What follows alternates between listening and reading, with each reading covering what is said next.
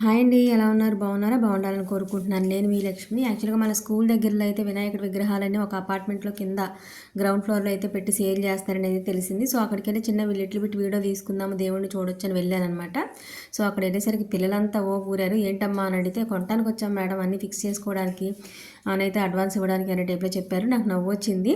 Okay అమ్మా, మంచిగా అన్నీ చేసుకుని, పూజ చేసుకుని, బాగా అయితే చదువుకోండి. ఏ స్కూలు ఏంటని వాళ్ళైతే పలకరించేసి అక్కడి నుంచి అయితే స్టార్ట్ అవ్వబోతుంటే, అక్కడ దగ్గరలో అమ్మవారి గుడి కూడా ఉందని ఎవరో చెప్పారు. సో, ఇంటికి వెళ్ళి మళ్ళీ స్నానం చేసి శ్రావణ మాసం కదా, ఒక 5 నిమిషాలు దండం పెట్టుకొచ్చుకుందామని టెంపుల్కి అయితే వచ్చాను. ఇక్కడ పంతులు పూజారులు అంటూ మగవాళ్ళు అంటూ ఏమీ లేదు.